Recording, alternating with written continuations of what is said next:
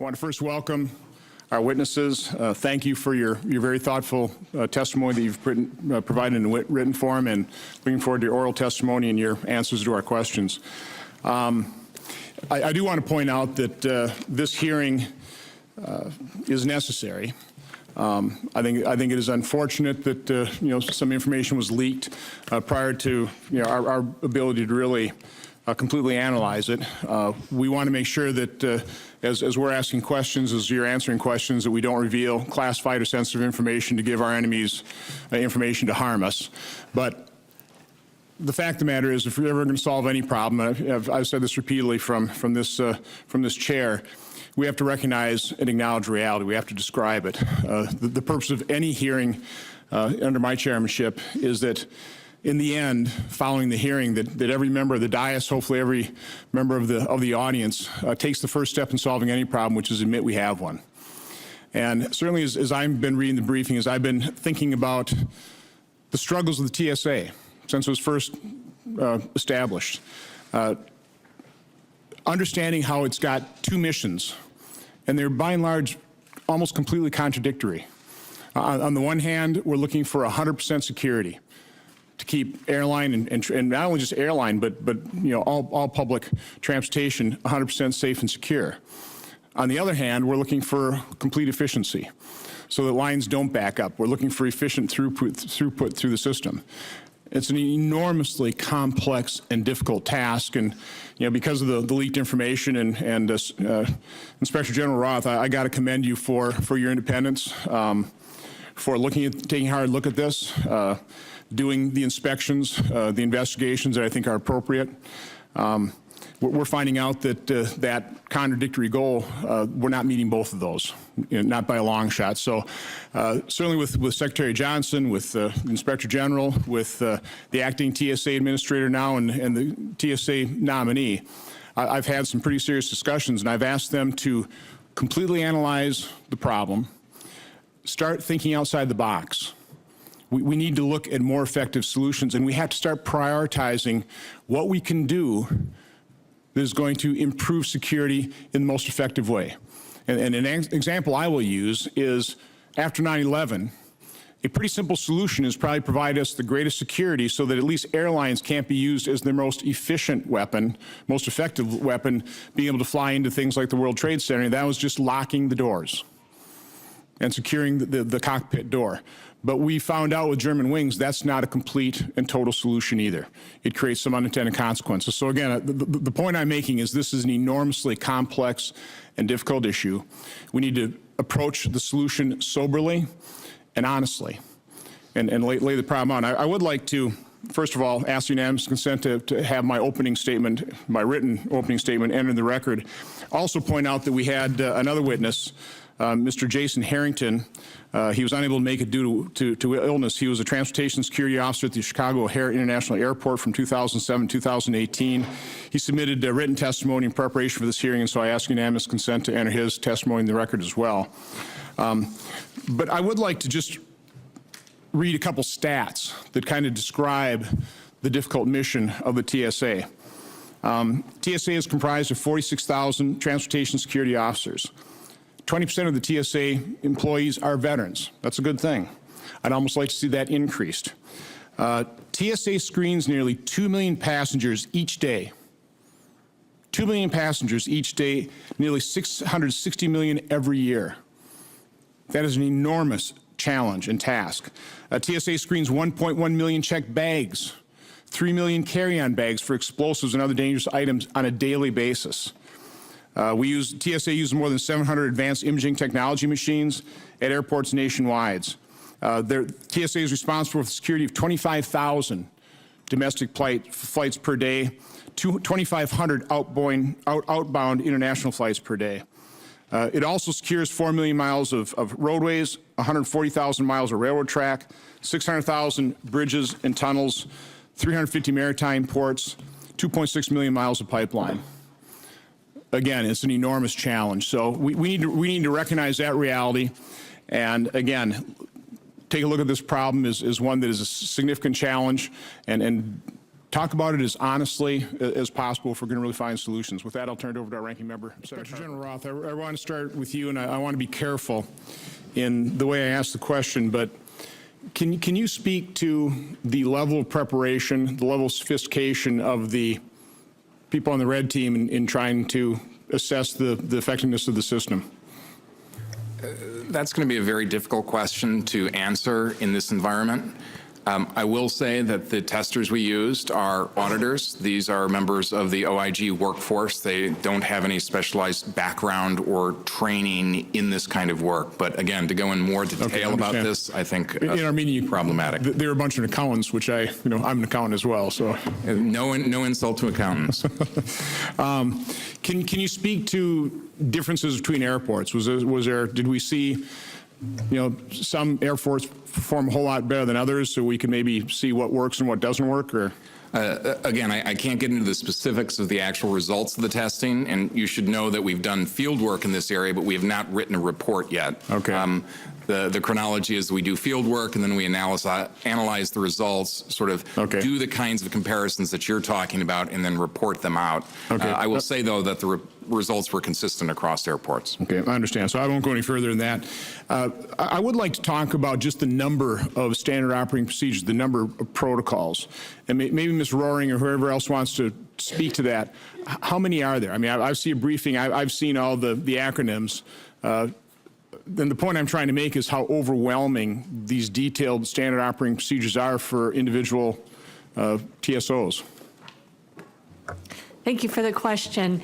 Yes, there are a number of standard operating procedures. Offhand, I don't know the specific number, but I can say there's a checkpoint SOP, a checked baggage SOP, SOP for the ticket documenter checker position, known crew member SOP, a BDO SOP, a passenger screening canine SOP, and those are just the ones I can think of off the top of my head. There are a lot more. How detailed are all those SOPs? They're very detailed. So again, we're just humans, and it's kind of hard to have at your fingertips and the training involved of having somebody be able to follow every one of those SOPs with the volume, the throughput that we're trying to achieve is a real problem, isn't it? There are a number of very specific procedures in the SOP. During the training process, the SOPs are separated out, so when you're being trained in that function, you would be referring to the SOP that applies. Some of the SOPs don't apply to all our officers across the workforce. For example, the BDO SOP wouldn't need to be a normal TSO would not need to know those SOPs, as well as a managed inclusion and passenger screening canine SOP. So while there are a number of them, you don't have to be proficient in every single one of the SOPs. In the first round of questioning here, I do want to get into the pre-check program and my concern that what I think is a really good idea, and I think most people would agree it's a really good idea, but only if completely followed and if we only do complete background checks. So whoever is best able to answer the question in terms of how many people have been cleared for pre-check. I've got an information here for about 100,000, but I'm not sure that's accurate. And of the number that have been cleared, how many actually went through a thorough vetting that we expect versus under pressure to, again, accomplish the throughput objective? How many have been approved in a very watered-down process? I mean, Ms. Grover, you seem to be ready to answer the question. Yes, sir. I believe that there are about 1 million people now who have applied for pre-check, but there are about 7.2 million people who have a known traveler number who would routinely get pre-check on their boarding pass because of their affiliation with certain groups, such as people who are in the CBP Trusted Traveler programs or DoD active duty military. And then, of course, in addition to that, as was discussed earlier, there's people who can get pre-check on a one-time basis through TSA's automated risk assessments or at the airport through random selection for managed inclusion. Okay, talk to me a little bit about automated, I mean, the last thing you talked about, automated risk assessment? Yes, sir, automated risk assessment. So the first thing that TSA does is they check to see if a passenger is on one of the terrorist watch lists. If they're not, then TSA checks to see if the person is already a known traveler, so signed up with PreCheck and has a known traveler number. If not, then all of the rest of the passengers are screened against a set of risk rules that TSA has designed based on intelligence and based on certain characteristics of the traveling passenger, including information about their the flight that specific flight that they're looking at. Then the individual can receive PreCheck on their boarding pass on a one-time basis.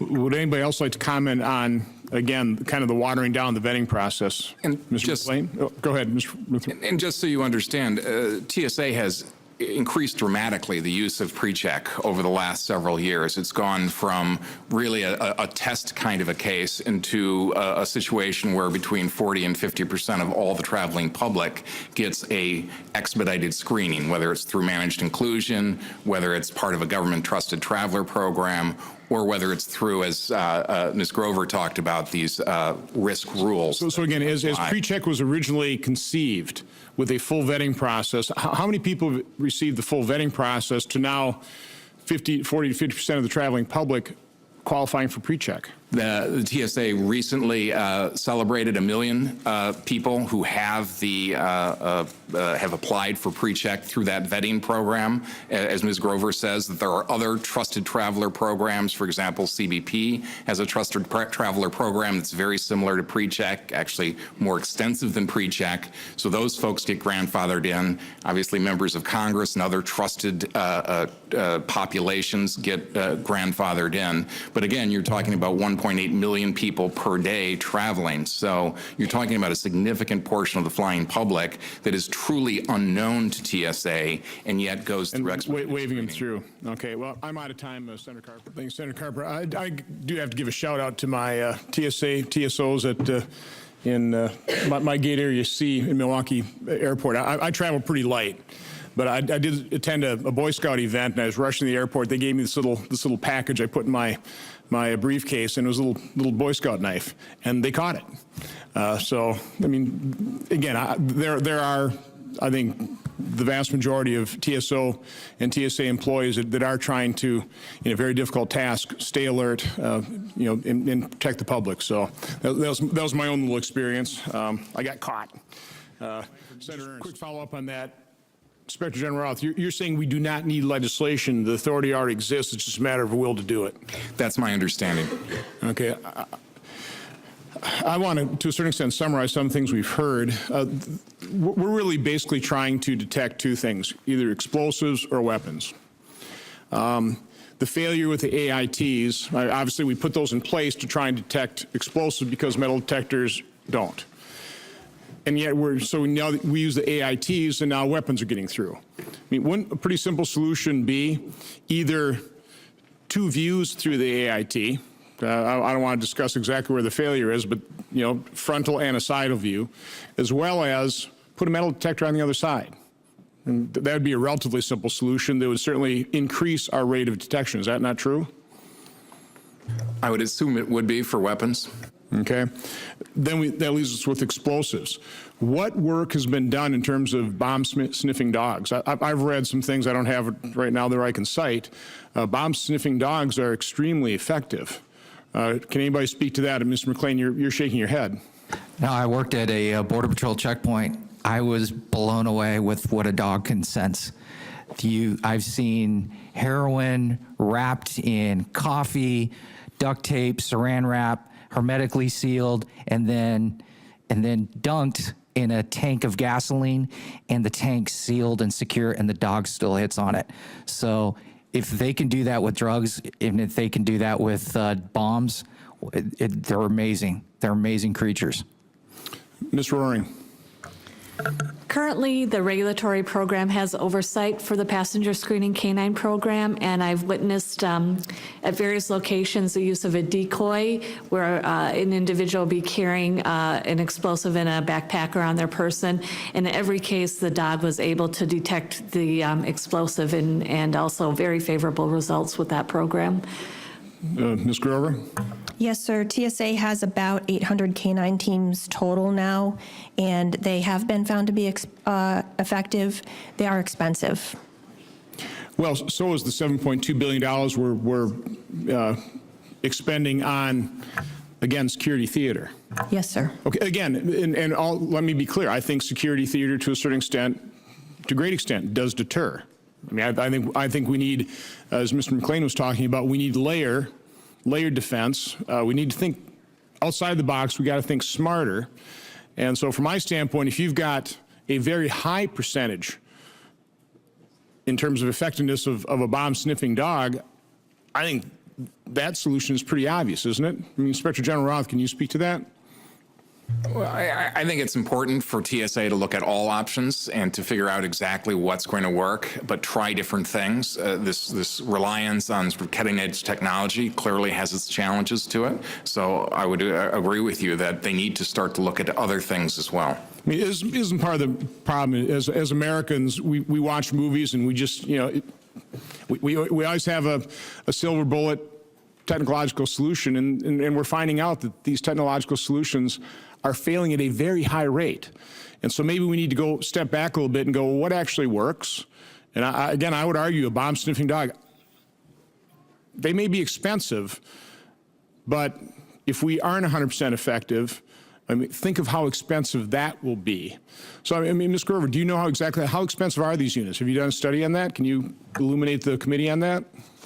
So I believe that the startup costs are about $100,000 for the conventional canines and in the neighborhood of $220,000 for the PSC, the passenger screening canines, and then an annual cost thereafter of about $60,000 a year for the conventional canines and about $160,000 a year for the PSC canine teams. So I would really love to have the GAO provide us a report that takes those costs, multiplies those times the number of teams we would actually have to have pretty full coverage within U.S. airports. Mr. MacLean, you look like you're chomping the bit here. Well, remember, every canine comes with an officer. Precisely. Who's got a keen sense of feeling people out, reading faces, building rapport, sometimes having a dog with you, people approach you, or you become more approachable.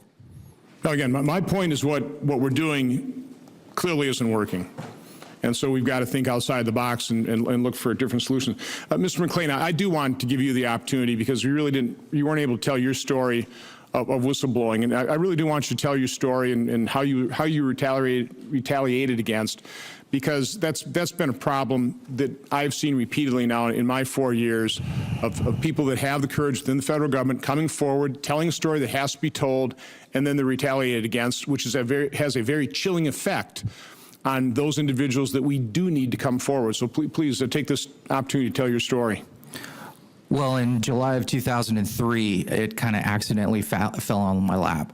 We were, after a lot of problems with us pre-boarding before the passengers, having to wear somewhat of a uniform to get on every flight, we were brought in for an unprecedented emergency suicidal Al-Qaeda terrorist hijack emergency briefing. And we were all told that in any moment we were going to be under attack and the flight deck was going to be breached and those aircraft were going to be flown into East Coast U.S. targets and European capitals. Just 2 days afterwards, all air marshals got an unsecured text message sent to their unsecured phone instead of their encrypted smartphones, a message that we want everyone to avoid late cancellation fees. Therefore, we need to have everyone cancel their hotel rooms indefinitely. Later on, the GAO and the Inspector General discovered that that was going to be the plan for the next until the new fiscal year. So for 60 days or longer, any aircraft that was going to fly 4 hours or longer was not going to have an air marshal team on them. So I initially, first of all, we thought it was sort of a test. We get this text message, made no sense to us. 2 days after this emergency briefing, so I just wanted to confirm it with the supervisor, and the supervisor told me, he goes, we've run out of money, and we're going to have to fly puddle jumpers until something happens. And this occurred when? When did this briefing and Late July of 2008. Okay. So afterwards, I called the Inspector General hotline, and I got routed to two other offices. We need to stand in recess for this committee hearing. We have, apparently the Capitol Police is clearing this, so we should be locked down and stay in place? Or no, we're clearing the floor. Okay, we're clearing the floor, so if you could, in an orderly fashion, please exit. It's very unfortunate. Suffice it to say that this is going to be the first in a series of hearings in terms of the challenge that the TSA has in trying to really succeed in its dual mission of keeping this nation safe, identifying every possible threat, preventing those things from harming any American, at the same time allowing efficient throughput so that Americans don't wait excessively in lines and don't miss flights or any form of transportation. So we will continue to explore this. I will continue to work with Secretary Jay Johnson. I will continue to work with the new TSA Administrator, Vice Admiral Neffinger, and ask those gentlemen to think outside the box, take a look at the priorities that we need to establish in terms of being most effective and most efficient at providing the kind of security and traveling convenience that we possibly can within the TSA. So with that, the hearing record will remain open for 15 days until June 24th at 5 p.m. for the submission of statements and questions for the record. This hearing is adjourned.